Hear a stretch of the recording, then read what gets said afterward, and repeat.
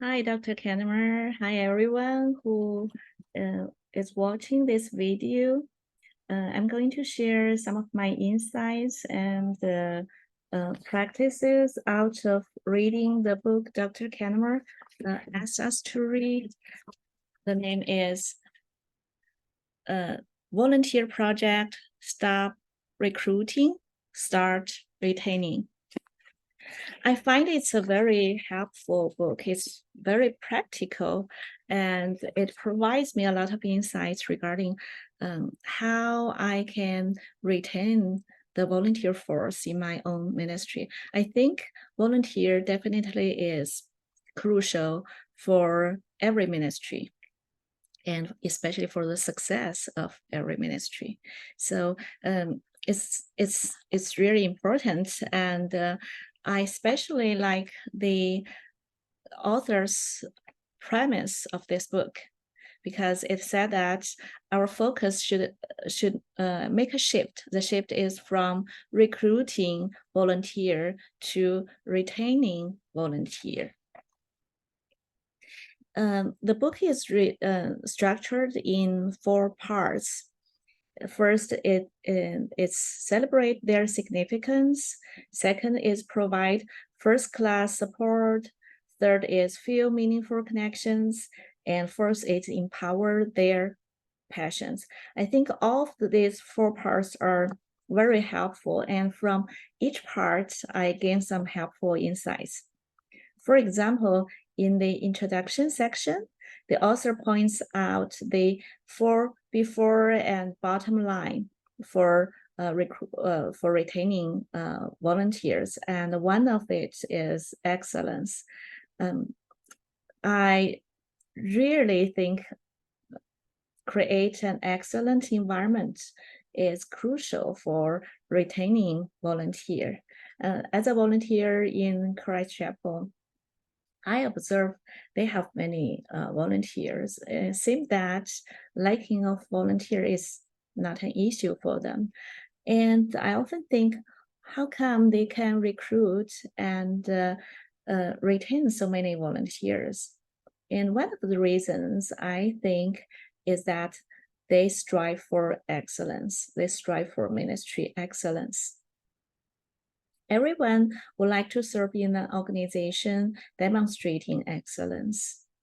In my own ministry, in small group, the Bible study small group, and in kids camp, I also practice this golden method. I had a kids camp summer, in the past summer in China.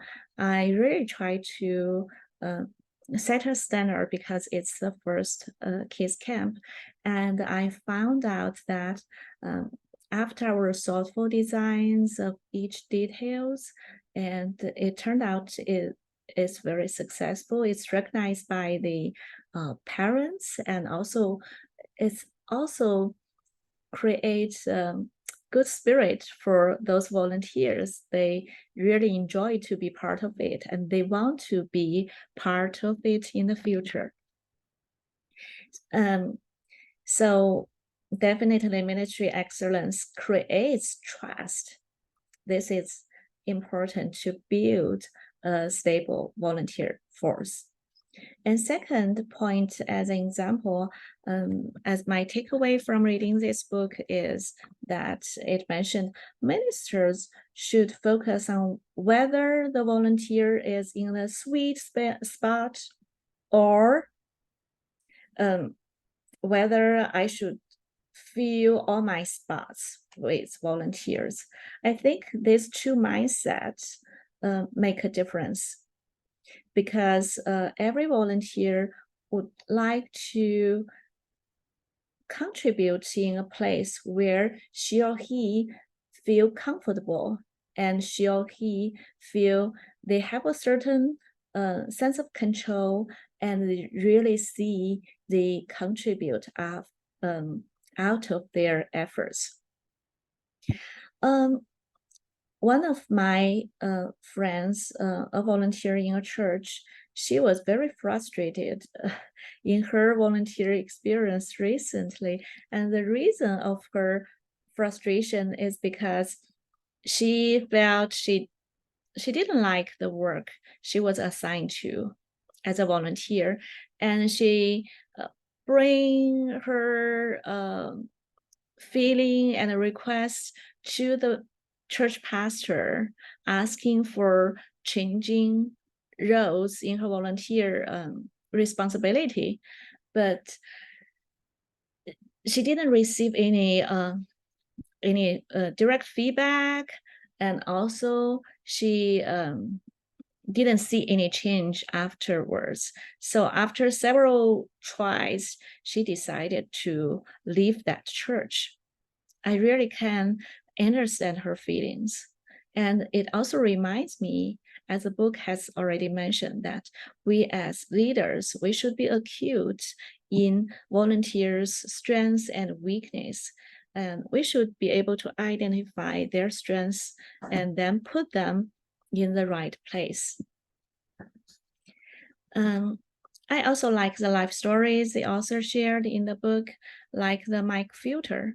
It is an interesting hint.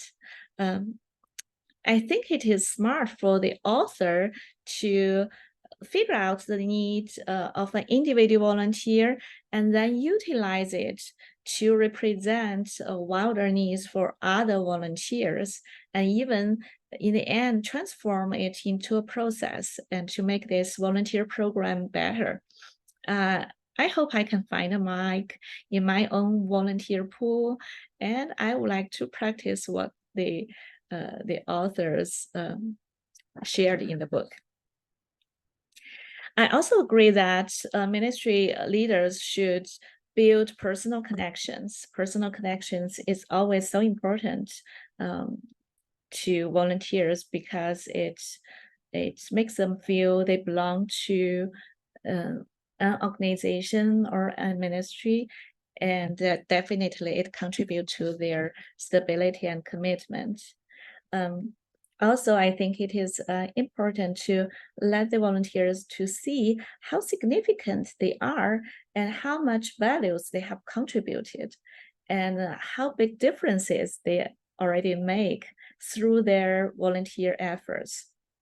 Though I'm not sure to convert their contribution in monetary form is the best way to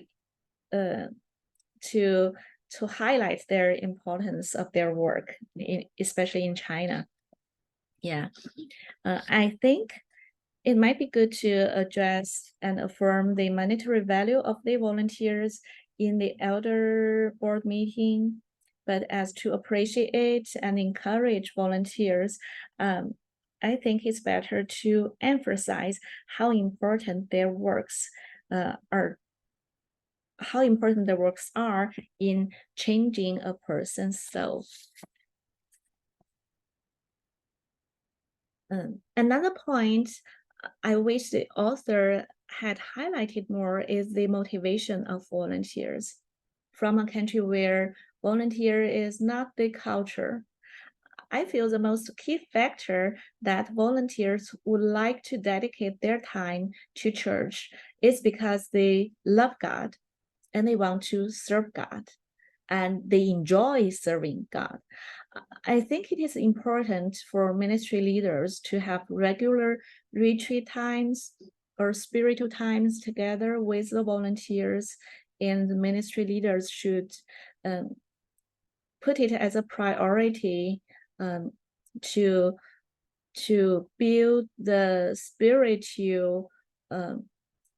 spiritual welfare of the volunteers, because every volunteer may face one or another challenges in their life, and they need encouragement too.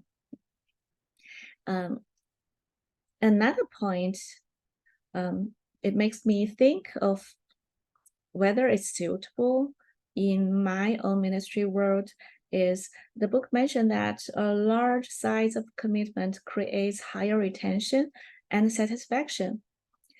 I think this depends on the age of volunteers. I'm not sure this face the younger generation. From my observation, the living pace is more and more fast for younger people in China. Large commitment in volunteer work may scare them away. Instead, if the volunteers are not tasked too much and receiving clear directions and sufficient support from the ministry leader, it might be easier for them to serve and continue serving. Overall, I really have enjoyed this book. I like the practical advices, tools, and strategies it provides.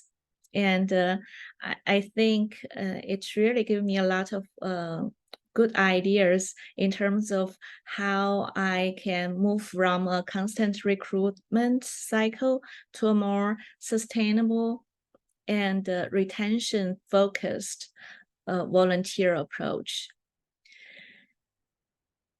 So yeah, all I want to say is thank you again, and thank you to the authors to really bring out so many wonderful ideas and thoughts out of their practical experiences. Thank you.